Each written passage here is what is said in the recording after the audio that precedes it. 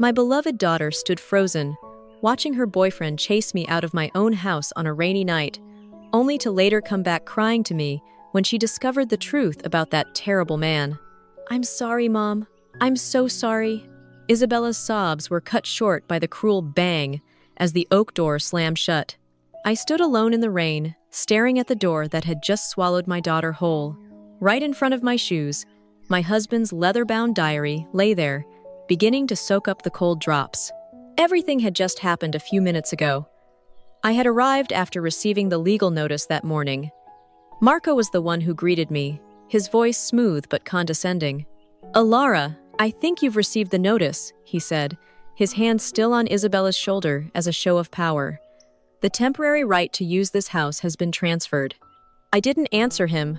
I just looked at my daughter. "Isabella," I called her name. "Look at me." She looked up, her eyes misty, her lips trembling. She couldn't utter a word. Her guilty silence seemed to make Marco lose his patience. "Clear it out," he ordered the bodyguard. My boxes were placed on the lawn, right in the middle of the rain. A cold and methodical act. I stood still, watching parts of my life being pushed outside. Isabella turned her face away, and I saw her shoulders shaking. Then the bodyguard dropped the old wooden chest. The lid flew open. Items scattered. A few old photos, a shawl, and Lorenzo's diary. It rolled out and stopped right on the edge of the step. Isabella instinctively bent down to pick it up. "Give it to me, Isabella," Marco said, his voice losing its calm for the first time. The girl froze. She looked at the book in her hand, then at me. Her eyes were filled with panic. "Isabella," Marco growled. She flinched and dropped the diary. But it didn't fall right at her feet. It fell towards me, sliding down the steps. An act that looked like an accident, but I knew it wasn't. Right after that, she burst into tears. "I'm sorry, Mom. I'm so sorry." "Get inside," Marco roared, and he unceremoniously dragged her into the house, and then the door slammed shut. Now, I stood alone in the rain, looking down at the diary. I slowly bent down, picked it up, and held it to my chest. It wasn't just a memento, it was a message. A weapon my own daughter had given me. The game had changed. This was no longer my fight alone. I stood there for a long time, listening only to the sound of the rain. The diary in my hand began to grow cold. I heard the engine of a car roar and then fade. Marco was gone. He was always the first to leave after everything was over. That meant Isabella was alone in that house, with her guilt. My mind began to piece everything together. The legal notice he gave, her silence, and finally, this diary. It all fit together. I turned my back on the house. I didn't look back. I knew I couldn't stand here forever. I had to go, had to act now. I walked through the familiar streets, heading towards the square. I needed to go to Sophia's place. She would know what to do. I pushed the glass door of the La Lanterna Cafe. The familiar wind chimes rang. Sophia, my best friend, was standing behind the counter. The moment she saw me, she firmly put down her cup, creating a sharp clink. She didn't say a word. Her eyes said it all. "Come on," she said, her voice decisive. "Upstairs. We need a plan." In Sophia's cozy attic room, in front of the crackling fireplace, I was finally able to examine the diary closely. I knew it was important, and I knew exactly why. It all started a few weeks ago, when Marco first brought an art expert to the house. He told Isabella that the old painting in the attic, which my family had owned along with this house for centuries, could be very valuable. Lorenzo, my husband, had spent years studying it. He believed it wasn't just a work of art, but an inseparable part of the house's legal heritage, almost like a coded deed. He had recorded his entire research process in this diary. That day, I had overheard Marco's conversation with the expert. He wasn't just asking about the monetary value. He kept asking, "Are there any accompanying documents? Are there original certificates or papers proving its clear provenance?" I knew exactly what he was looking for. He didn't just want to sell the painting. He wanted to find the original certificate to completely legalize the sale, maybe to increase its value many times over, or to completely sever its historical connection to the house and my family. He wanted to turn a legacy into a pure commodity, and Lorenzo's diary was that very thing. It contained the entire history, analysis, and secrets of the painting. That's why they drove me out. They couldn't find the diary after days of searching. They believed I was hiding it. Pushing me out of the house was so they could take over the space, free to search every corner for that treasure. They couldn't have guessed that what they were looking for was in the old, despised suitcase they had thrown away, right at my feet. Arrogance had blinded them. Now, under the yellow light, I read every word carefully. I turned to the last pages, where Lorenzo's handwriting became more urgent. And then, I found it. A detailed sketch of the silver hawk symbol, noted as found on the painting. Next to it was a scrawled note, Albinati, Florence. Only he understands. Professor Albinati, a brilliant scholar, an old friend of Lorenzo's. Everything began to become clear. Here, I said to Sophia, my voice full of hope. This is our next step. The train to Florence departed early the next morning. Sophia insisted on coming with me. From the moment we were at the station, I felt a sense of unease. I saw a person in a dark coat pass us twice. Marco hadn't found the diary in the house, so he must have realized his mistake and sent someone to follow me. As the train traveled through the Tuscan countryside, that man appeared. He pretended to trip, and in that moment, his hand grabbed my bag. The struggle was fierce. He pulled very hard. "Let go!" I screamed. Sophia, with an angry shout, swung her umbrella. But he was prepared. He turned, pushed Sophia hard, and she stumbled and fell into a row of seats. At the same time, he gave another hard pull. The diary flew out of the almost torn bag and fell to the floor. He bent down to pick it up. But right then, a ticket inspector entered the train car. The man froze, gave us a look full of resentment, and quickly slipped away. I quickly picked up the diary. My hand had a long scratch. Sophia also got up slowly, her arm bruised. We had kept it, but I knew Marco wouldn't stop. Professor Albinati's office in Florence was a small library. He was a learned old man, but his eyes were weary and skeptical as he listened to my story. Mrs. Alara, Lorenzo was a good friend, but he hesitated. Sometimes his imagination ran too far. I had anticipated this. I leaned forward. Professor, I remember Lorenzo once told me about an afternoon when you two argued for 3 hours about the meaning of the dove in the Annunciation fresco in Siena. That afternoon, you drank a whole bottle of Chianti Classico Reserva from 1985. Professor Albinati froze. A rare smile appeared on his lips. And he finally admitted I was right, he said softly. His face softened, but the skepticism was still there. A memory is one thing, Mrs. But to stake my reputation on an unproven hypothesis is another. He picked up the diary, flipping through it expertly. He stopped at the page with the drawing of the silver hawk. Interesting, he mumbled. This drawing is very similar to the coding style of some Renaissance families.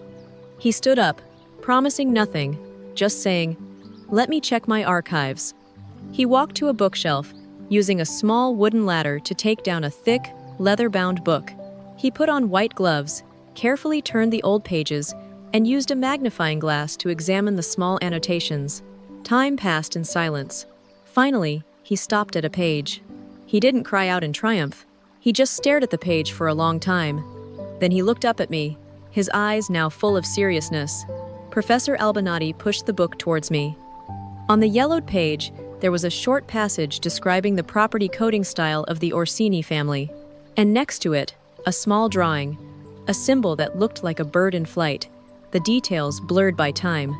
It wasn't exactly like Lorenzo's sketch, but there was an undeniable similarity. I can't be 100% sure yet, Professor Albinati said, his voice low. But if this is truly the silver hawk of the Orsini family, as Lorenzo suspected, then, Mrs., you and I have a lot of work to do. I looked at him, waiting for an explanation. Sophia also leaned forward, tense. Professor Albinati pointed to the passage. "Read it carefully," he said. The Orsini family were not just collectors. They were bankers, politicians. They needed a way to authenticate their most important assets, without the usual paperwork," he continued, his voice full of scholarship. "This silver hawk symbol, according to records, is a form of perpetual authentication. It declares that this work cannot be bought or sold in the usual way. It can only be passed down to the direct heir, who can prove their connection through hereditary knowledge." My mind suddenly cleared. I looked down at the diary in my hand. "This diary," I whispered. "Exactly." Professor Albinati nodded. "Lorenzo's diary, with his detailed research, is that hereditary knowledge. It's proof that your family is the rightful heir. Any sale without this consent will be considered legally void." Now I understood. The issue wasn't simply who found the painting first. The issue was who held the key to unlocking its true value. Isabella and Marco had sold a locked box they didn't have the key to. "Then," I said, my voice now firm, "we have to prove it." "Yes," Professor Albinati said, "and we will start by requesting a technical examination at the auction house itself." 2 weeks later, we were sitting in a luxurious meeting room in Milan. All that time, we hadn't drafted a full report to send in advance. Instead, we focused on a single hypothesis, a single request. Professor Albinati had used his reputation to request this meeting on the grounds that he needed to verify a small technical detail about the work's underpainting before finalizing the dossier. This was a professional procedure they couldn't refuse. The old painting hung ceremoniously at one end of the room. Isabella and Marco sat at one side of the table, next to a lawyer. My daughter tried to maintain a cold expression, but I saw her hand constantly clenching the ring on her ring finger. Marco was completely confident. He nodded a condescending greeting to us. I, Sophia, and Professor Albinati sat on the opposite side. The auction house representative sat at the head of the table, his expression neutral but somewhat wary. After the introductions, the representative spoke. "Professor Albinati, we have received your request. Please let us know the technical detail you wish to verify." Professor Albinati cleared his throat. "Sir, in the process of studying works from the same period, we discovered that this artist sometimes used a special underpainting containing phosphorus, which can only be detected under ultraviolet light. This is a minor detail, but can affect the insurance valuation later on. We just want to confirm its existence." A perfect reason, logical and unrelated to ownership. Marco looked more relaxed. "Of course," the representative said and gestured. An expert entered with an ultraviolet lamp. "Wait," Marco suddenly spoke up, his voice sharp. "Irradiating a rare work like this with ultraviolet light requires the consent of the current owner. We do not approve of any unannounced experiments." He was trying to block it, using a legal shield. Professor Albinati calmly replied, "This is not an experiment, sir. This is a standard examination procedure. Moreover, according to the consignment contract, the auction house has the full right to take necessary verification measures to ensure the authenticity of the work."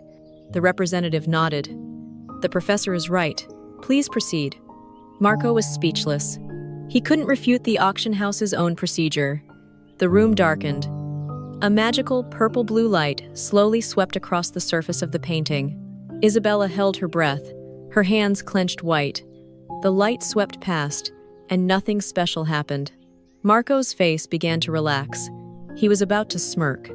"Please move the light a little slower. On the bottom right corner, right below the signature," Professor Albinati said, his voice even. The expert complied. The light swept over. And then, a few faint, almost invisible streaks of light appeared. They weren't as clear as a drawing, just blurry phosphorus lines that an ordinary person would overlook. "There's nothing there," Marco said, his voice full of triumph. "Just a stain from age." But Professor Albinati had stood up. He placed a copy from Lorenzo's diary on the table, right next to a page from a book he had prepared. "Please compare," he said. "Those faint streaks of light, when connected, will form a shape very similar to the symbol recorded in historical documents about the Orsini family." The representative and his expert bent down to examine. They compared the lines on the painting with Lorenzo's sketch and the drawing in the old book. Silence filled the room. "This is a fabrication!" Marco roared, standing up abruptly. She and this old man are colluding to commit fraud. Isabella flinched, but she remained silent, her eyes glued to the faint streaks of light on the painting. The representative looked up, his face no longer neutral. It was full of caution and concern. He didn't declare anything. He just looked at Marco and Isabella, then at us. "Ladies and gentlemen," he said, his voice solemn and decisive. "Due to the appearance of new technical details not recorded in the initial dossier, we are forced to suspend all transactions related to this work to conduct a comprehensive and independent supplementary examination. Our meeting ends here." He stood up and left the room with the experts, leaving behind a heavy silence and the phone he had discreetly turned on to record on the table. "No, you can't do this," Marco roared, lunging towards the door but being blocked by 2 security guards. He turned to me, his eyes full of venom. "You think you've won? This is just the beginning. I have lawyers, I have papers. You won't get a single cent." He turned to Isabella, who was still sitting motionless. "Isabella, say something. Tell them she's making it up." But Isabella said nothing. She stared at the faint streaks of light on the painting, then slowly turned to look at Marco. Her eyes were no longer filled with fear, but with the shock of someone who had just realized she had been bitterly deceived. She had believed in him, had traded her family for him, only to realize he didn't even know about the real treasure. "It's all a lie," she whispered, her voice lost. "What are you talking about?" Marco roared. At that moment, Marco's lawyer stepped forward and whispered something in his ear. Marco's aggressive expression immediately vanished, replaced by paleness. Perhaps the lawyer had explained to him that, with this initial evidence, continuing to cause a scene would only make the situation worse. Marco took a deep breath, trying to regain his composure. He adjusted his tie. "We'll see each other in court," he said to me, his voice hissing through his teeth, then turned and left with the lawyer. He wasn't arrested. At least, not yet. Isabella was still sitting there, broken. She didn't cry. She just looked at me, a blank look. I said nothing. I knew that at this moment, all words were meaningless. I just nodded to Professor Albinati and Sophia, and we left the room together. The legal battle that followed lasted for 6 months. 6 months of hearings, reports, independent examinations. Marco tried to fight back. He released fake papers, claiming that I had donated the painting to Isabella a long time ago. He hired experts to try to prove that the silver hawk symbol was just a random paint defect. But in the light of the historical evidence presented by Professor Albinati, all his efforts became ridiculous. Finally, the court issued a verdict. The sale of the painting was declared void. Ownership was returned to me. And more importantly, a criminal investigation into fraud was initiated against Marco. I didn't get the villa back immediately. It was still sealed for investigation. I lived with Sophia in her attic room, waiting. During that time, I didn't see Isabella again.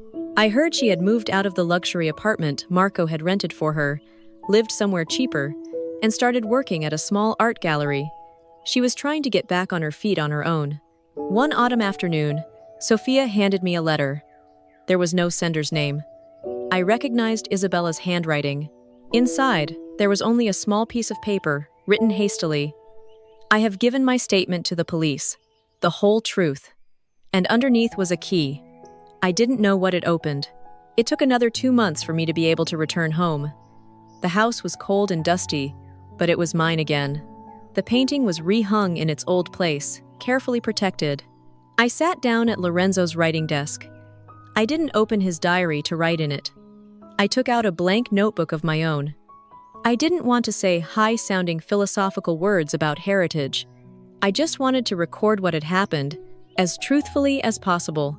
I looked out the window, seeing the golden leaves falling to the yard. The battle was over, but the scars were still there. There was no complete victory, only the truth, and a fragile chance to start over. I held the key Isabella had sent. I still didn't know which door it opened. Perhaps that's another story. A story I will have to discover for myself, and I am ready.